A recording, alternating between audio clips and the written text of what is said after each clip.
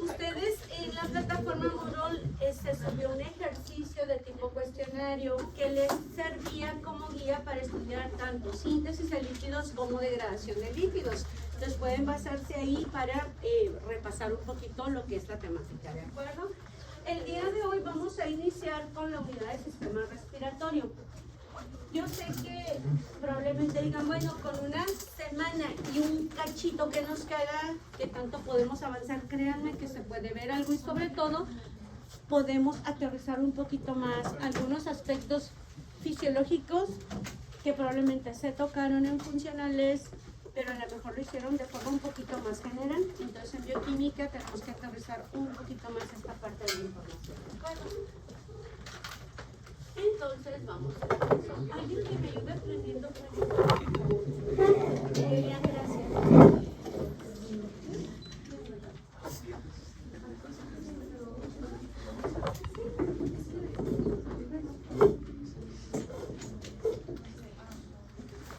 No les he subido la de rastro, pero lo hago hoy un poquito más tarde en el receso. Han dado un poquito correteado.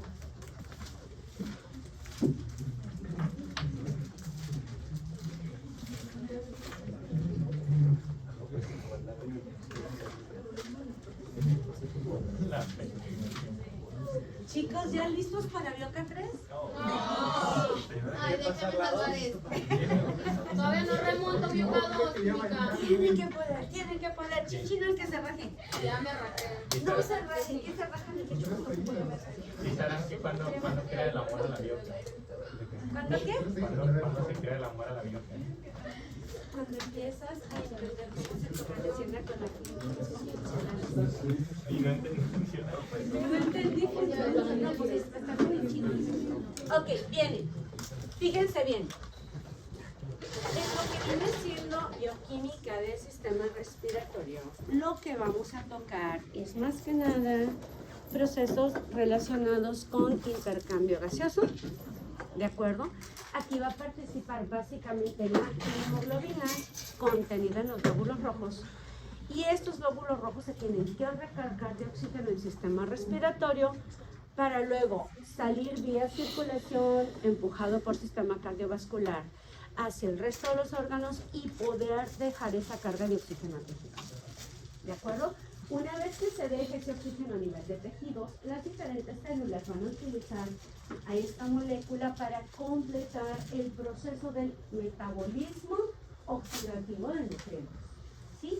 Si nosotros recordamos de lo que hemos revisado hasta aquí, ¿sí lo subí ya entonces? ¿Sí lo subí? Pensé que no manches, ya ando haciendo cosas sin pensar. Para que vean lo poco que se pone uno luego. No juegues. Y entonces fíjense bien, ¿qué hemos visto hasta ahorita? Hasta ahorita hemos visto metabolismo de carbohidratos. Hemos visto metabolismo de aminoácidos. Hemos visto metabolismo de lípidos. En carbohidratos trabajamos con glucosa, glucólisis hasta piruvato. ¿Cierto? Y agregamos galactosa y agregamos fructosa como conectores hacia glucólisis. ¿Sale? De aminoácidos, vimos que de muchos de ellos se podría obtener acetil coenzima A y de otros tantos podíamos obtener piruvato. ¿Sí? Vimos que de piruvato obtenido por glucólisis vía PDH podemos obtener acetilcoenzima A. ¿De acuerdo? Que esta acetilcoenzima A ahora la vamos a introducir al ciclo de Krebs. ¿De acuerdo? Y esto me va a dar un rendimiento energético en forma de moléculas de alta energía como NADH, FADH2. Y al final de cuentas, estas van a conectar con cadena de transporte de electrones, fosforilación oxidativa, ¿sí? Para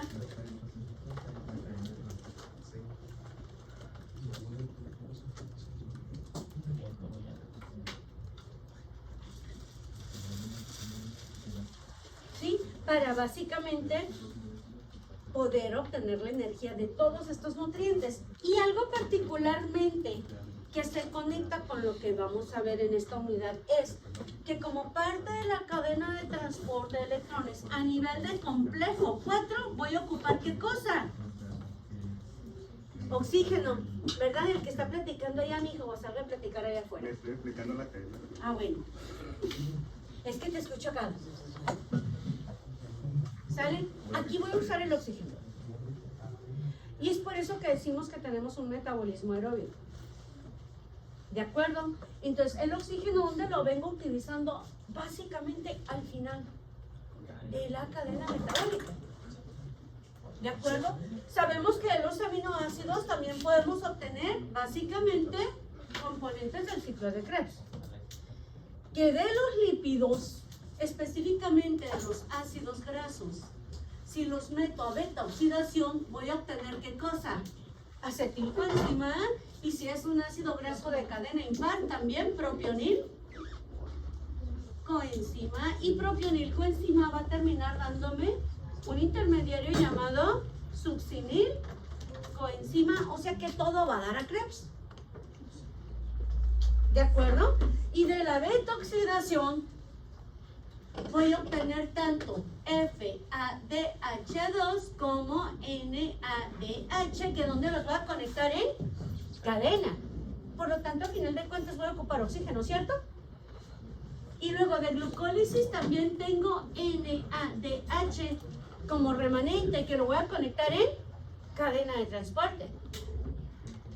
Y de transformación de piruvato en acetilcoenzima viene otro NADH, o sea que todo va a dar finalmente a cadena de transporte para que la célula obtenga a final de cuentas moléculas de alta energía denominadas adenosínas.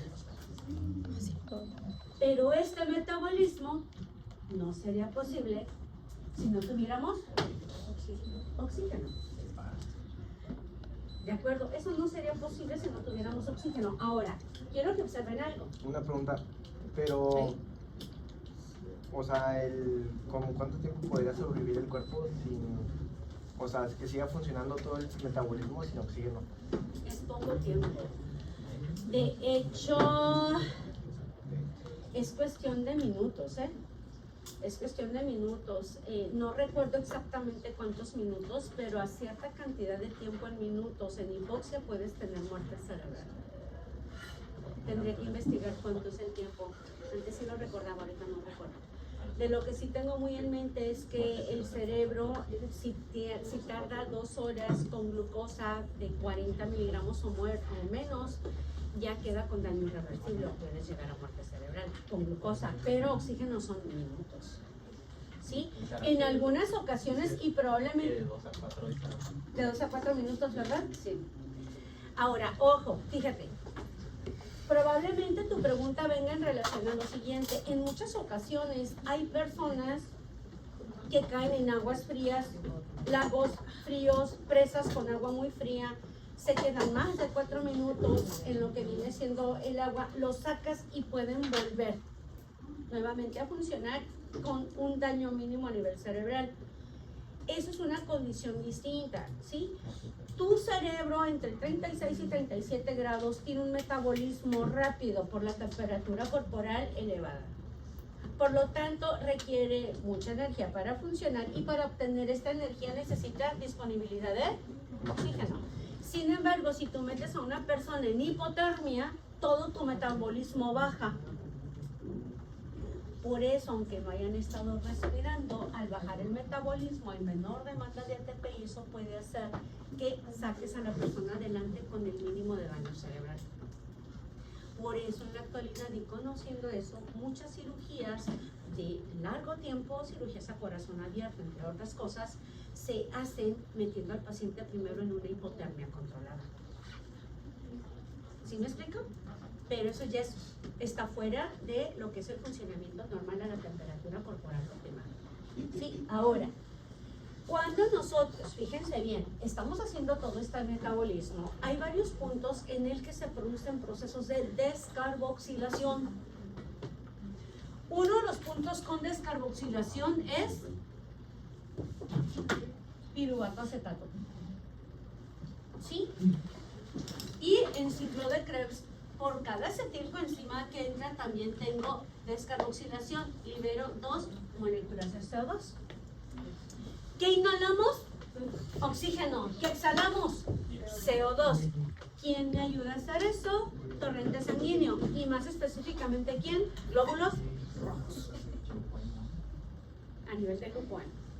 ¿De acuerdo? Entonces, ¿qué vamos a estudiar en esta parte?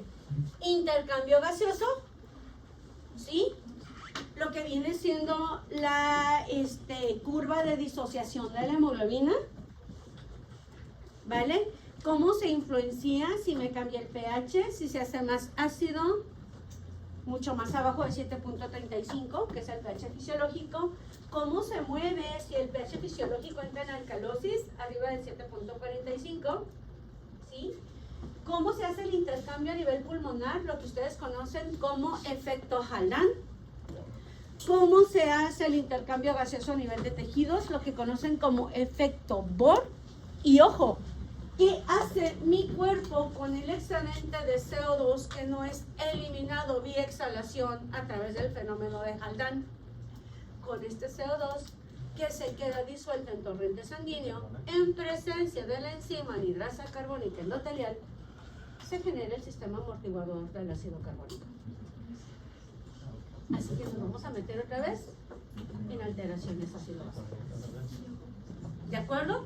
Eso es lo que planeamos ver en el poco tiempo que nos queda. Vale, entonces, empezamos.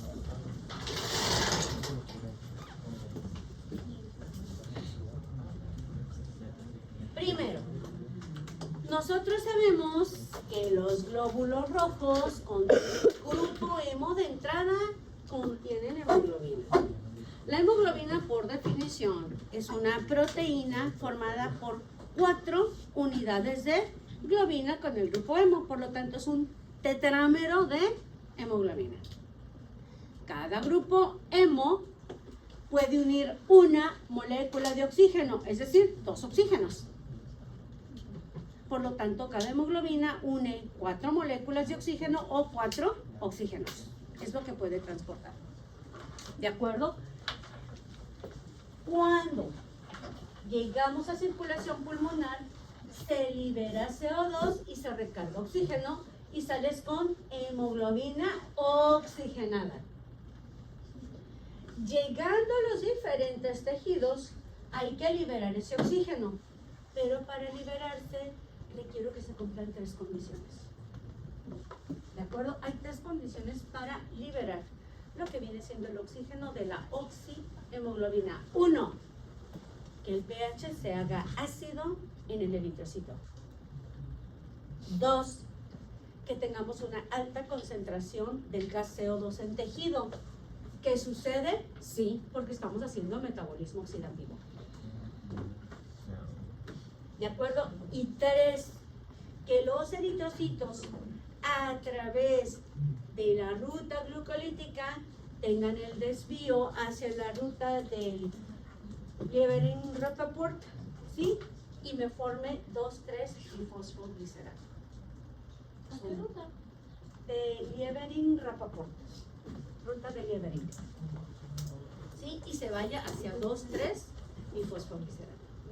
Eso necesitamos. ¿Sale? Entonces, ojo, requerimientos para desoxigenación.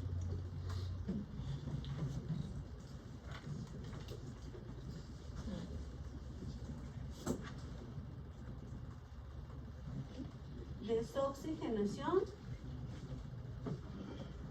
de la oxihemoglobina. Lo primero que debe de pasar, lo voy a poner en orden de efecto. 1, incremento de CO2 en glóbulo rojo. Esto se da por difusión de tejido hacia el glóbulo rojo, ¿ok? Difusión de CO2 de tejido hacia el glóbulo rojo. ¿Sí? Y eso, por la ley de gases, un gas puede desplazar al otro si está en mayor cantidad. Eso me genera cierta cantidad de desoxigenación. Número 2. Este CO2 va a dar origen al sistema amortiguador del ácido carbónico. CO2 más agua que me va a dar ácido carbónico que se va a disociar en hidrogeniones más bicarbonato. Y estos hidrogeniones se van a unir a la hemoglobina oxigenada. Generando una hemoglobina ácida. ¿Por qué? Los hidrogeniones son más afines a la hemoglobina de lo que lo es la hemoglobina por el oxígeno. Esto es por cuestión de afinidad. ¿De acuerdo? Entonces, si yo estoy produciendo hidrogeniones en el sistema amortiguador dentro del glóbulo rojo, ahora lo que me va a dar va a ser hemoglobina ácida más oxígeno libre, y ya lo acabo de liberar. ¿Me explico? Y número 3, ¿qué más necesito para desoxigenar la hemoglobina? La presencia del intermediario glucolítico 2,3-bifosfoglicerato. Es decir, el eritrocito, ¿qué hace con la glucosa? Toma la glucosa, ¿sí? Y en una primera etapa la divide en gliceraldehído, 3-fosfato y dihidroxiacetona fosfato. Sale el repaso para el final. Luego, ¿de dónde me voy hacia piruvato? Del gliceraldehído 3-fosfato. Y aquí actúa la gliceraldehído 3-fosfato deshidrogenasa. Y lo transforma en 1,3-bifosfoglicerato. Y ya de aquí me voy hasta fosfoenolpiruvato y finalmente a piruvato.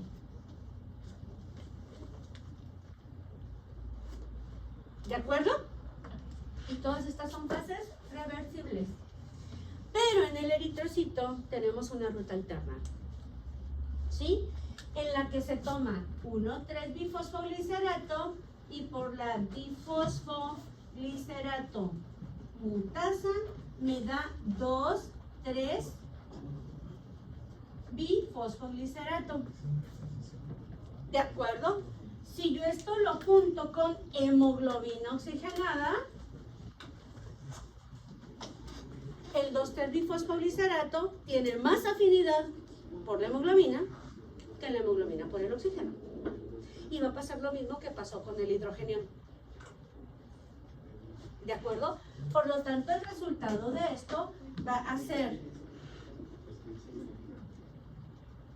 hemoglobina unida a 2,3-bifosfoglicerato más oxígeno libre.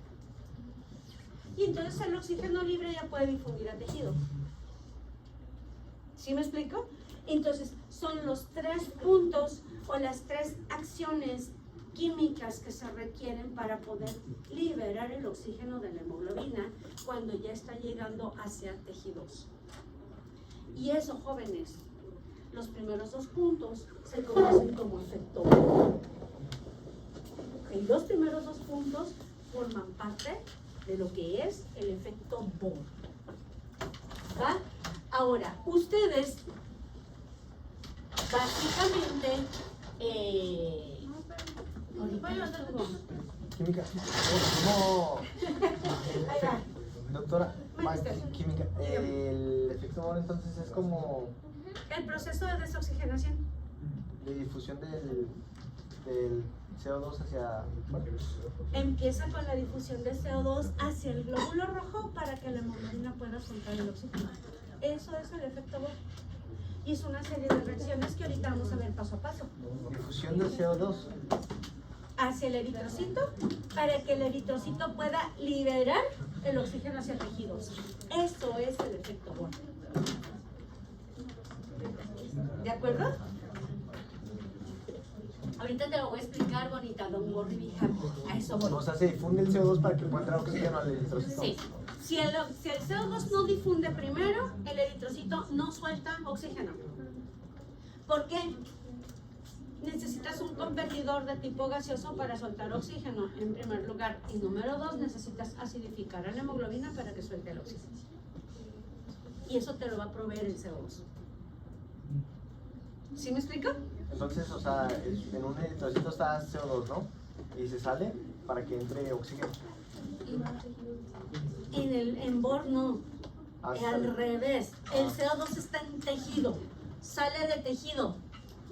Tejidos está generando metabolismo oxidativo y está produciendo CO2. Ah, ok, ok. CO2 sale del tejido a torrente sanguíneo. Ah, ok. Se encuentra con los glóbulos rojos. Entra el eritrocito y te genera los dos primeros puntos. ¿Sí me explico? ¿Vale? Ok. Ahora, ojo. Ustedes conocen lo que es la curva de disociación de la hemoglobina, o al menos saben que existe. ¿Cierto? Porque la interpreten, creo que quién sabe. Ok, mira, la risita me la acaba de confirmar. Es un quién sabe, ¿verdad, bonita? Ok, entonces, ojo. Es lo que dijo Federico. Eso es lo que vamos a ver ahorita y vamos a ver qué pex. Pero es que nos confundió un poco porque se equivocó. ¿Ya sí? Ahorita vamos a tratar de no meter la pata. Ok, ojo. La hemoglobina tiene una curva de disociación normal. Primero, antes de meterme a la curva de disociación, la hemoglobina es un tetrámero. Ok, 2 cadenas alfa, 2 cadenas beta globina. Alfa con alfa no se pueden unir, beta con beta tampoco. Entonces se generan dímeros alfa-beta. ¿De acuerdo? Se forman 2 dímeros alfa-beta que luego interactúan entre sí y se mantienen unidos a través de puentes de hidrógeno principalmente. ¿De acuerdo? Cuando nosotros tenemos la hemoglobina sin oxígeno, quiero que observen aquí el número de rayas que aparecen entre los 2 dímeros. Y quiero que observen el número de rayas diagonales que aparecen entre los 2 dímeros cuando la hemoglobina ya tiene oxígeno. ¿En dónde están más agarradas los dímeros de la hemoglobina? ¿Sin oxígeno o con oxígeno? Sin oxígeno significa que los tetrámeros están más rígidos, más fijos.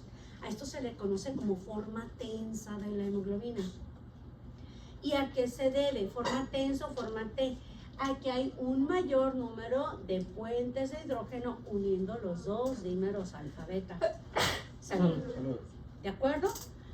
Ahora, ¿qué pasa cuando se une oxígeno? Por cada oxígeno que se va moviendo, que se va metiendo, se van rompiendo puentes de hidrógeno entre los dímeros.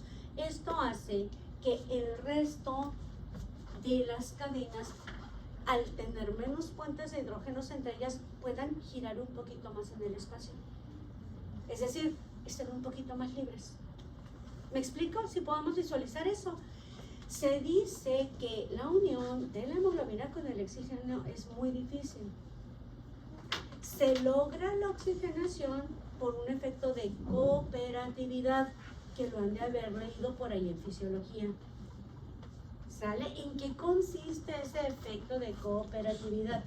Para que se una la primera molécula de oxígeno a uno de los monómeros de hemoglobina, tiene que haber una alta presión de oxígeno para que se pueda meter en esa molécula tan rígida. ¿Sale? Vamos a ver una cosa. A ustedes les gusta mucho el teatro, ¿verdad? ¿Cierto, verdad? 1, 2, 3, 4. Cada uno somos una hemoglobina, una molécula de un monómero. Dame la mano. Dale la mano para atrás. Dale la mano aquí. Y dame tu mano para acá. ¡Ey! Somos una hemoglobina, güey. ¿Ok? Estamos así, extenso. Nos podemos mover muy poquito. Cada quien se mantiene en su lugar en esta posición. ¿Vale? Entonces, para que pueda entrar oxígeno, imagínate que el oxígeno se tiene que unir, pero aquí en mi panza. ¿Sí? Para que pueda meter oxígeno y se una a la parte de mi espacio donde está, bueno, aquí en medio, ¿sí? Tendría que haber mucho oxígeno de presión para que lograra meterse entre la estructura tensa y se uniera aquí. Una vez que se une, imagínate que suelto parte de los puentes de hidrógeno. Entonces yo ya me muevo un poquito más y al moverme yo expongo a él, se puede mover un poquito, exponer el sitio de unión y la segunda molécula de oxígeno se une más fácil. Por lo tanto, soltamos parte de los puentes de hidrógeno. No nos dejamos de soltar del todo. Imagínate que se soltaron ciertos puentes. Ahora yo estoy más móvil y él está más móvil. Por lo tanto, al soltarme, él también puede girarse un poquito. ¿Sí? Entonces, a lo mejor se puede girar un poquito más hacia un lado, exponer el sitio de unión. Por lo tanto, la tercera molécula, ¡pum!, se mete más fácil. Al meterse, se sueltan otros puentes de hidrógeno y ahora él puede girarse mucho más fácil. La cuarta molécula de oxígeno se une de volada. Eso es el efecto de cooperatividad. ¿Me explico? Entonces, normalmente, para que una molécula desoxigenada de hemoglobina, estando en su forma T o tensa, porque hay muchos puentes de hidrógeno uniendo a los 4 tetrámeros, logre oxigenarse, se tiene un proceso de oxigenación que va de menor a mayor. Conforme se une la primera molécula de oxígeno a uno de los tetrámeros, se desaparecen unos puentes de hidrógeno, haciendo que el resto de las moléculas de tipo hemoglobina puedan girar un poquito más libres en el espacio, expongan el sitio de unión y el siguiente oxígeno se una más fácil. ¿De acuerdo? Al unirse el segundo oxígeno, se sueltan esos puentes de hidrógeno y toda la molécula se hace un poquito más ligera, se hace un poquito más libre. La tercera y cuarta molécula de hemoglobina pueden girarse más fácilmente en el espacio y unirse más fácilmente al oxígeno. A esto se le conoce como efecto de cooperatividad. Conforme se va uniendo el oxígeno, se van soltando puentes de hidrógeno y la molécula de hemoglobina se va haciendo más laxa y se acomoda exponiendo el sitio de unión. ¿Me explico? Y se dice que este efecto de cooperatividad incrementa la afinidad de la hemoglobina por el oxígeno hasta 300 veces. Por eso es tan buena para transportar oxígeno, por ese efecto de cooperatividad, porque conforme se van uniendo moléculas, se van soltando puentes de hidrógeno entre los tetrámeros y se pueden acomodar o mover un poquito más en el espacio. Ahora, ¿y por qué? Pero entonces, porque ahí son menos. Lo que pasa es que sueltas. están, cuando no tienen oxígeno, están bien agarradas. Ah, okay, entonces Y conforme se va uniendo oxígeno, hay menos uniones. Ahora, de aquí viene algo. ¿Qué eritrocito será más flexible para pasar por capilares? ¿Los eritrocitos que traen oxígeno o los que no tienen oxígeno? Los que tienen oxígeno, porque ya está bien floja la hemoglobina, entonces el eritrocito ¡pum!, se puede torcer como taquito y meterse a capilares pequeños. Exacto. ¿Sí me explico? La hemoglobina va a estar bien flojita, toda la hemoglobina dentro del glóbulo rojo, por lo tanto cuando llega a capilares cargadas de oxígeno, ¿qué hacen? Pues como le hacen ustedes con la lengua, ¿no? Taquito para meterse en el capilar y poder llegar hasta tejido. ¿Cierto? Si sale o si está sin oxígeno, difícilmente puede doblarse y meterse entre los capilares más pequeños para entregar su carga. Entonces, ahí tenemos varias cosas. Lo que forma T de la hemoglobina, que es sin oxígeno, forma R o relax de la hemoglobina con oxígeno y cómo logra oxigenarse a través del efecto de cooperatividad. ¿De acuerdo? Ahora, ustedes han revisado, ¿puedo quitar esto de acá? Sí.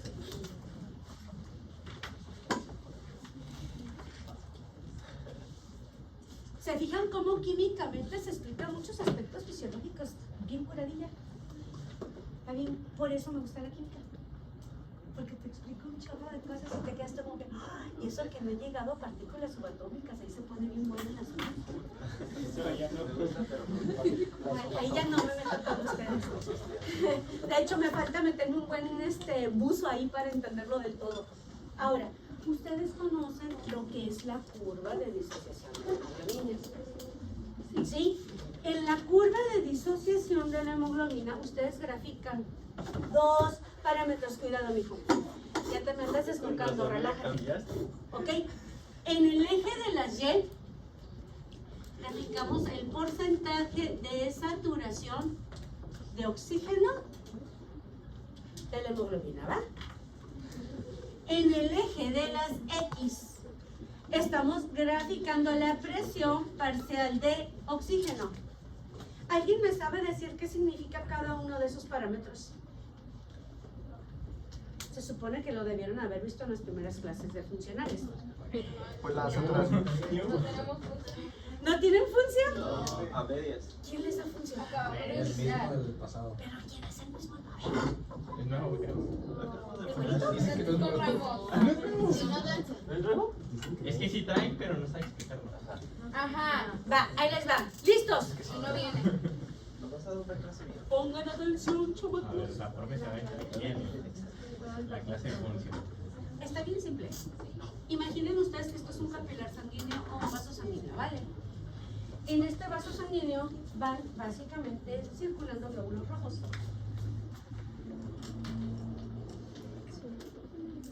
¿Sí?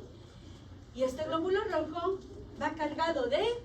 Es un navío que va cargado de hemoglobina oxigenada. Perdón. Ya me emocioné. Discúlpame, si me emociono vaya a casa. ¿Ok? Hemoglobina con oxígeno. Pero, ojo, el oxígeno no solo va unido al glóbulo rojo. ¿Es un gas? Sí. Pero ese gas es oxígeno, tiene pares electrónicos disponibles no utilizados, que son cargas negativas, por lo tanto puede disolverse hasta cierto punto en el agua. ¿De acuerdo? En el agua que compone el plasma sanguíneo. Entonces tengo oxígeno unido a los glóbulos rojos y tengo oxígeno libre disuelto en el plasma sanguíneo. ¿De acuerdo? Porcentaje de saturación representa el oxígeno unido al glóbulo rojo. Esto es el porcentaje de saturación de oxígeno. Lo que está pegado al glóbulo rojo, lo que la hemoglobina está transportando. Y el oxígeno libre gaseoso es lo que conocen como presión parcial de oxígeno. Entonces hay un equilibrio entre el oxígeno unido a la hemoglobina y el oxígeno disuelto en el torrente sanguíneo. ¿De acuerdo? Ahora quiero que observen algo. Aquí tenemos la curva de disociación de la hemoglobina. La curva normal estaría en medio de estas dos a un pH de 7.4, que es el punto medio del valor de referencia, que es de 7.35 a 7.45. Esta es mi media y esta es la curva de disociación normal. ¿Sí? ¿Qué sucede? Salud. Si tengo un proceso de acidosis, ¿sí? Escuchen bien. Si tengo acidosis, ¿qué tengo en cantidad elevada? Hidrogeniones. Ahí voy. ¿Qué tengo en cantidad elevada? Hidrogeniones. Esos hidrogeniones, ¿qué le van a hacer si se juntan con hemoglobina oxigenada? ¿Quién tiene más afinidad por la hemoglobina? ¿El hidrógeno o el oxígeno? El hidrógeno. El hidrógeno. Por lo tanto, me va a dar hemoglobina, ¿qué cosa? Acidificada. O hemoglobina ácida más oxígeno. ¿Qué va a predominar? El ácido. ¿Por ciento de saturación o presión parcial de oxígeno?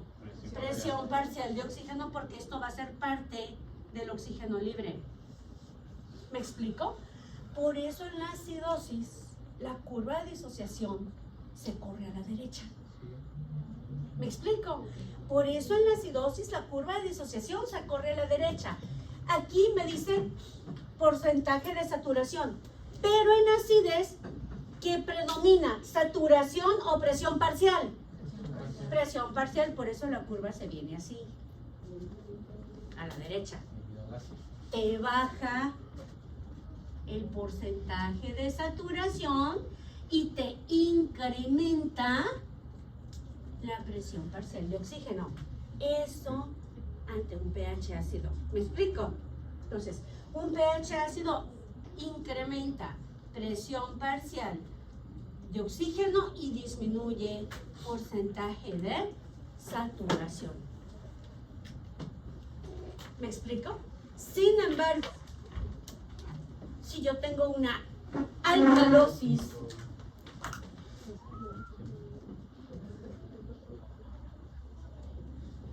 ¿sí? ¿Qué pasa con los hidrógenos? En una alcalosis, ¿cómo están los hidrógenos? ¿Elevados o disminuidos? Disminuidos.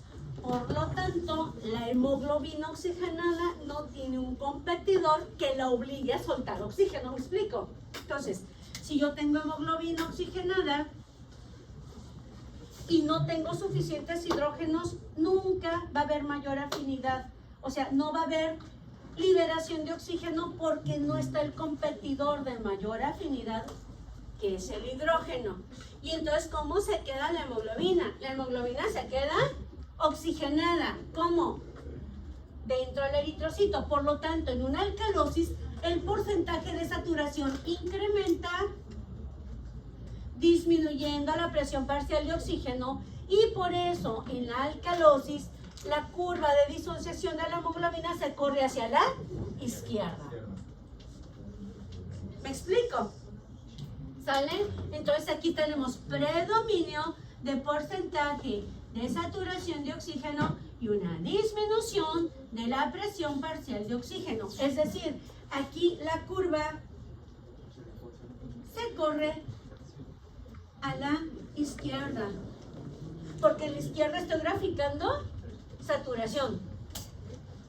¿Sale? Y en la acidosis la curva se corre a la derecha, disminuye la saturación incrementando la presión parcial de oxígeno.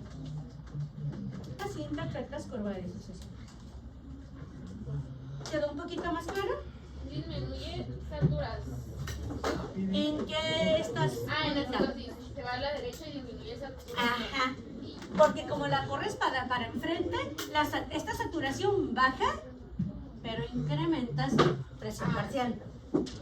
¿Me explico? Sí. ¿Quedó más claro? ¿Estás? Mucho. Órale. De eso se trataba, de que terminábamos de aterrizar un poquito estos aspectos. ¿De acuerdo? Ok. Ahora, ¿en qué consiste el efecto Bohr y en qué consiste el efecto Hall? ¿Listos a jugar? Dime. Entonces no son lo mismo el efecto Bohr y el... No, pues, el efecto Bohr es el proceso de desoxigenación. El efecto Bohr sería el efecto de desoxigenación. Tienes que, para que haya Bohr, tienes que acidificar al eritrocito. Por lo tanto, obligas que a nivel de tejidos la curva de disociación corra a la derecha. ¿Sí me explico? Ojo, si lo quieres esto empatar con efecto Bohr y Haldane, en efecto Bohr, la curva se corre a la derecha. ¿Por qué? Porque en el efecto Bohr, ¿qué hacemos? En el efecto Bohr producimos ¿qué cosa? Hidrógenos que van a acidificar a la hemoglobina provocando su desoxigenación. En el efecto Bohr, la curva de disociación está corrida a la derecha. Estás desoxigenando la hemoglobina, aumentando la presión de oxígeno libre para que entonces difunda los tejidos. ¿Me explico? Ahí lo estamos empatando. ¿De acuerdo? Y en el efecto Haldane, ¿qué haces? En el efecto Haldane le quitas lo ácido a la hemoglobina, y para quitarle lo ácido tienes que tener bases en exceso, ¿cierto? Entonces, lo que se hace en el efecto Haldane es que se mete bicarbonato de torrente sanguíneo al eritrocito una vez estando en el pulmón, para que el bicarbonato secuestre a los hidrógenos de la hemoglobina y la dejen libre para que se puedan unir al oxígeno. Entonces, en Haldane alcalinizamos al eritrocito, por lo tanto la curva de disociación se corre a la izquierda en el pulmón y aumenta la saturación de oxígeno. ¿Sí me explico más o menos? Entonces aquí va a ser Haldane y ahí está correlacionado todo. Por el ácido. nivel de acidez. ¿Sale? Ahí la llevamos más o menos. ¿Quedó un poquito más claro esto? Vale. Ahora sí, vamos a conocer efecto Bohr y luego le seguimos con Haldane. ¿Listos? Y para jugar lo voy a hacer en pintarrón.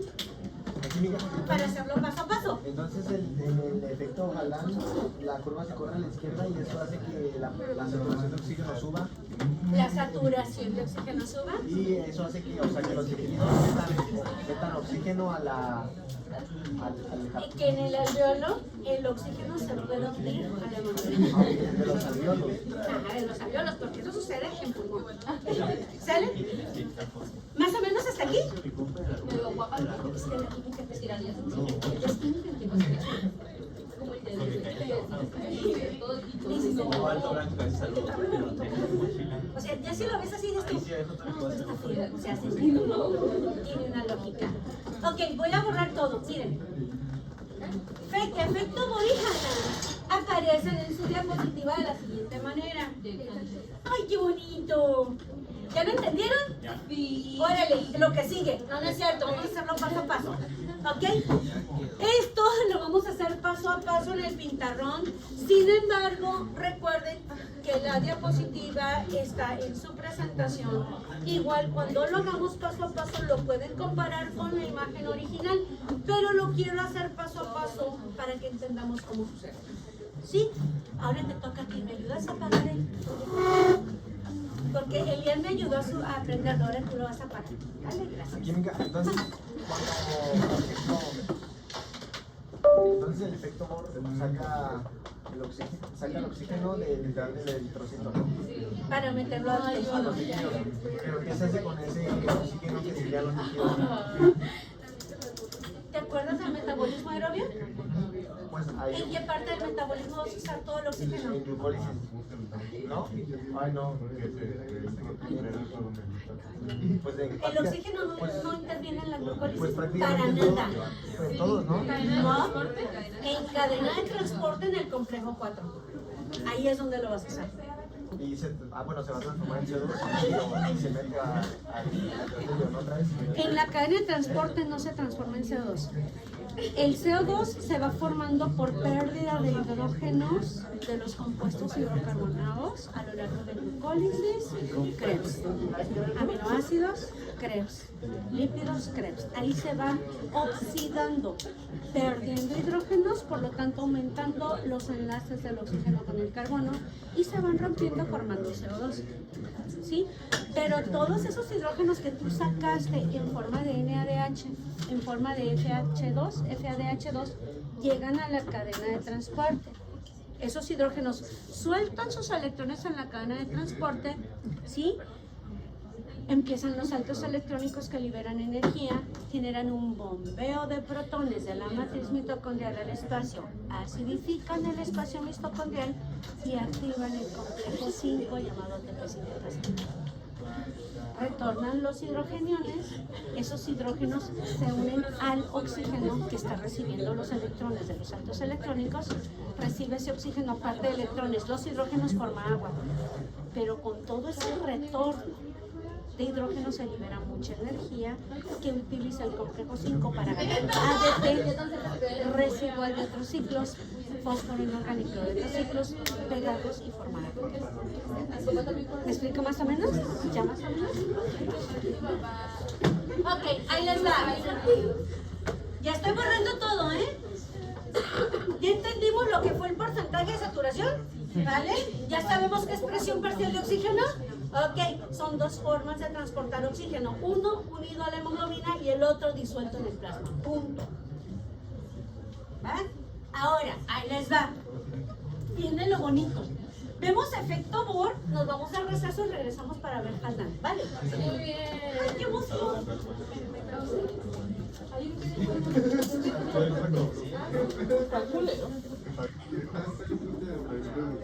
Estoy aburrido. Vamos a poner. ¿Quién se aburrió? Ahorita le quito lo aburrido. No, pero de usted, química. Ahorita los desaburro, no te otra vengas. cosa. Estamos hablando de cuando fuimos al Concon. Oye, el otro, ¿qué con ni qué con? A la comida china. A la HK, profe. Comida china exótica. No, nunca ha ido, profe. Ah, no le gusta comer sal, ¿verdad? Necesitamos un hombre que nos defienda. Nada más nos fuimos a trabajar nomás. Fue a pedir Perfecto, trabajo. amor. Ey, tranquis, relajados. A ver, me gusta que traigan mucha energía, ¿eh? Porque la van a usar aquí. Sí. Oh, ¿verdad, cabezones? Ándale, pues, va. Inhalen. A ver, deténganlo. Necesito que se acidifiquen tantito. A ver que así se le calma la neurona fiestera. Exhalen. Ya. ¿Ok? Efecto Bohr. Por definición, intercambio gaseoso entre eritrocitos y tejido. ¿Ok? Bien fisiológico. Intercambio gaseoso entre glóbulos rojos y tejidos. Imaginen que esta es una célula de cualquier tejido, es una célula aerobia. Excluimos a los eritrocitos porque el eritrocito transporta el oxígeno, pero no lo usa. ¿En qué parte de la célula se usa el eritrocito? En la cadena de transporte de electrones. ¿Y esta dónde está ubicada? ¿En qué organelo? Mitocondria. Mitocondria, y el eritrocito no tiene mitocondrias.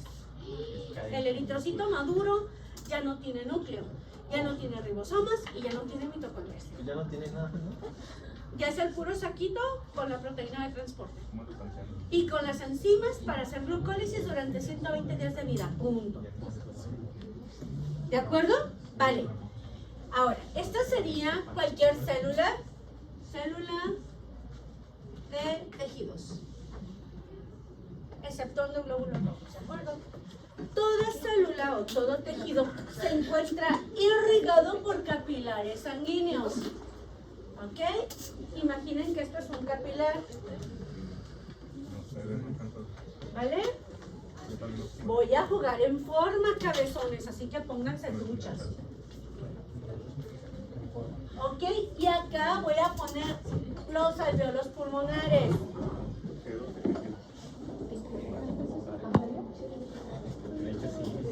Más o menos. ¿Vale? Ok. Entonces, el vaso sanguíneo está constituido por varias capas y la capa más interna de cara a fluido sanguíneo es el endotelio vascular. ¿Vale? Y endotelio vascular expresa en sus membranas a una enzima llamada anhidrasa carbónica. O sea que voy a meter intercambio gaseoso con ácido base. ¡Qué bonito! ¿Sale? Qué cute. Va. Kawaii. Listos. Entonces, aquí en el endotelio vascular, bueno, en los vasos sanguíneos, ya tuvimos un primer encuentro de glóbulo rojo, proceso de inhalación, alta cantidad de oxígeno, ¿sí? Compite con el CO2 que trae el eritrocito y lo que me dio fue oxihemoglobina. ¿De acuerdo? Llevamos oxihemoglobina. Este eritrocito ahora viaja a lo largo del torrente sanguíneo y lo voy a poner aquí, muy cerquitas de la célula del tejido. Lo voy a poner más grande, ya se está acercando, es un efecto visual, no me sé. ¿Ok? Y voy a poner aquí varias moléculas con oxígeno. Voy a poner 3, ¿ok? Ballena de oxígeno. Oxihemoglobina. En este punto el eritrocito saca el oxígeno al tejido. No. El eritrocito no es el que empieza el cortejo, es el tejido. ¿Ok? Entonces parece, ¿verdad? Esta célula vía el torrente sanguíneo ya recibió nutrientes, ¿ciertos? ¿Qué tipo de nutrientes? Ah, ok, predominantemente glucosa. ¿Qué ha recibido? Aminoácidos. que ha recibido ácidos grasos si fuera hígado o cuerpos cetónicos si fuera cualquier otro órgano. ¿Vale? Voy a poner aquí cuerpos cetónicos, ¿vale? ¿Qué va a hacer la célula para obtener energía? Metabolizar oxidativamente todos estos nutrientes. Glucosa, glucólisis, piruvato, ¿ok? Piruvato, PDH, acetil, coenzima A. Y aquí ya tengo una primera liberación de CO2.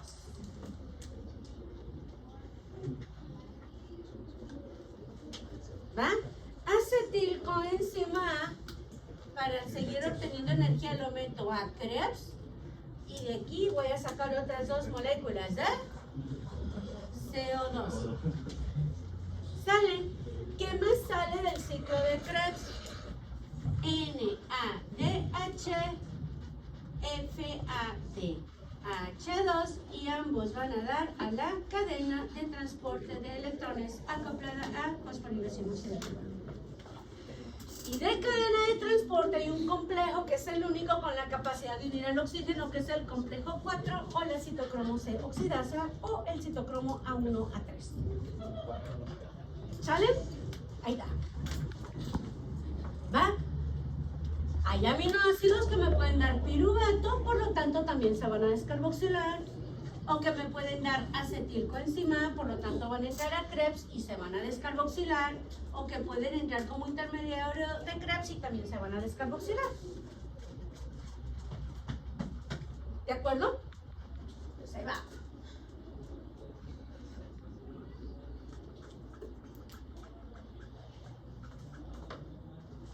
Y finalmente cuerpos cetónicos se van a transformar en acetilcoenzima A, que a final de cuentas va a entrar a Krebs y se va a descarboxilar igual. ¿Qué está produciendo en cantidades industriales? Metabolismo oxidativo, un buen de CO2. Y el CO2 para la célula es como el pedo para ustedes. Es un desecho, hay que sacarlo. ¿Ok? Si te quedas con los pedos adentro te inflas y te duele todo, ¿cierto? Entonces es un desecho, lo tienen que sacar la célula. ¿Estamos de acuerdo? Ya si no se acuerdan, más no puedo hacer. ¿Listos? Vale.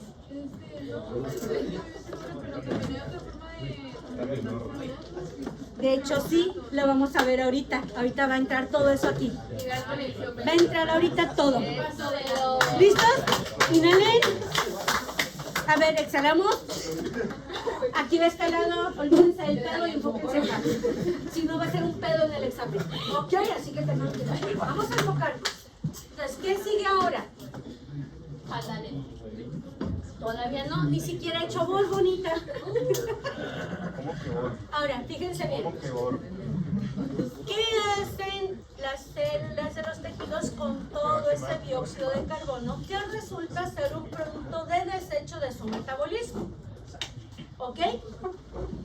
Se quedan con una cosita de nada para procesos de carboxilación. Pero la mayoría difunde de la célula al espacio intersticial y del espacio intersticial ingresa a torrente sanguíneo. ¿De acuerdo?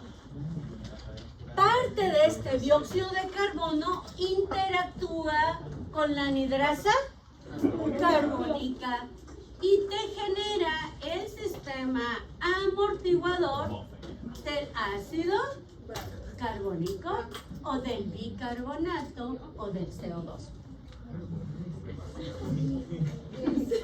¿De acuerdo?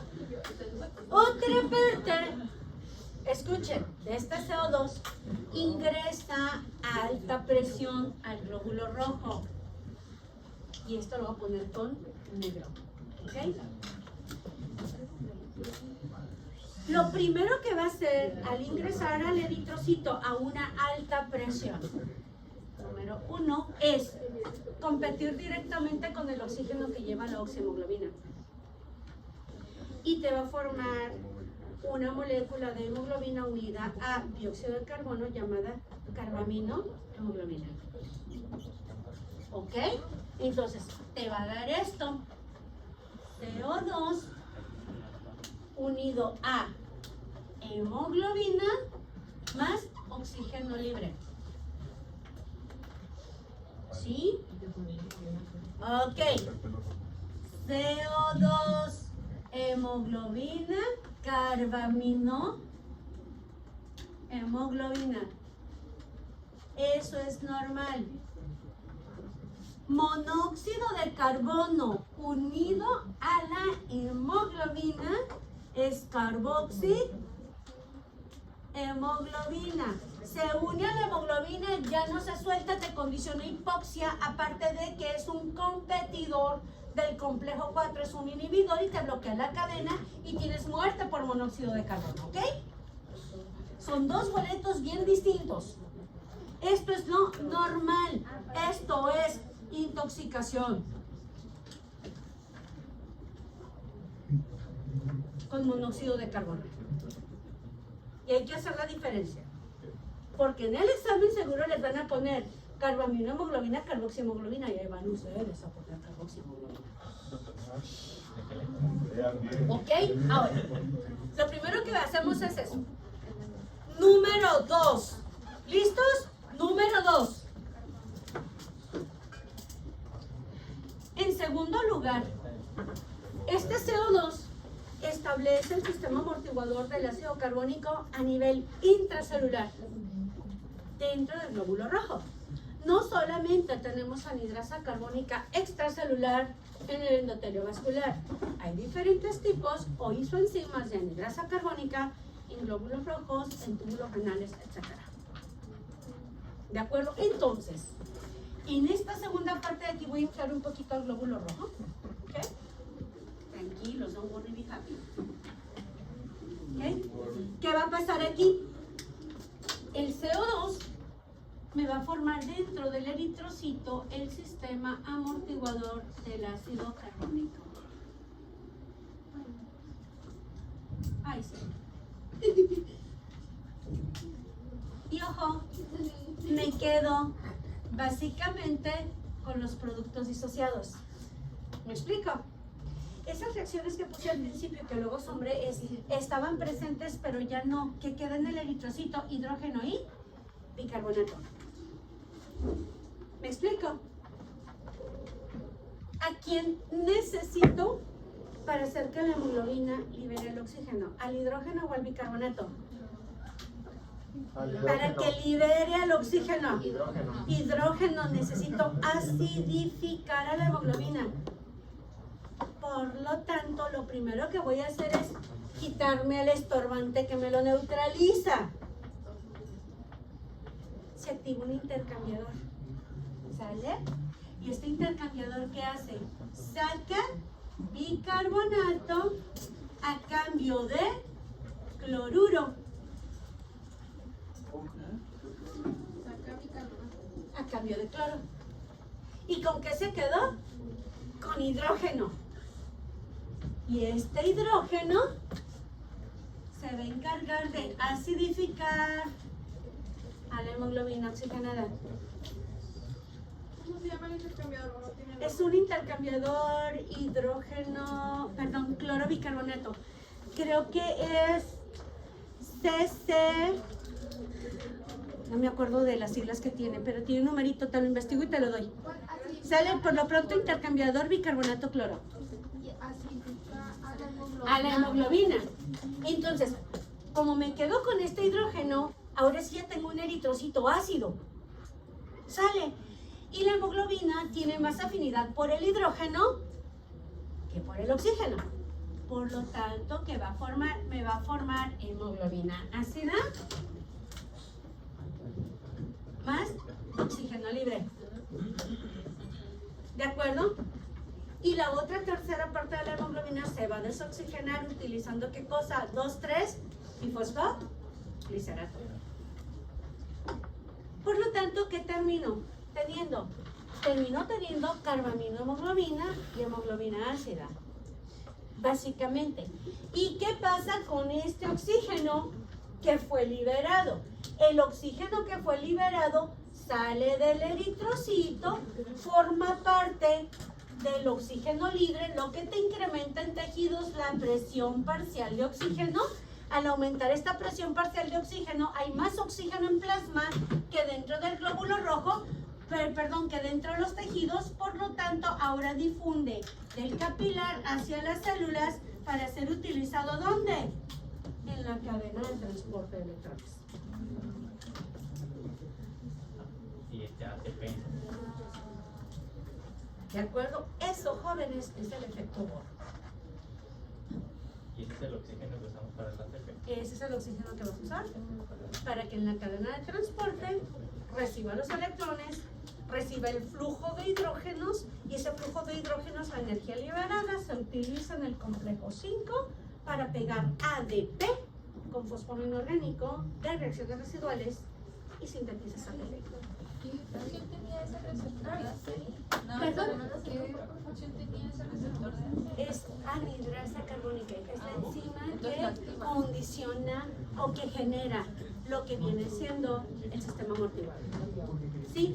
Si nosotros vemos entonces cómo llega el eritrocito a tejidos, lo voy a poner un recuadro ahí arriba si me cabe y si alcanzo a estirarme. Ok, si no me bajan el pintarrón un poquito más. Ok. No te rías, cabezón. Llegada del glóbulo rojo a tejido. ¿Quién se está riendo de mí? Renó. No poder escribir. ¿Sí? Salida del glóbulo rojo.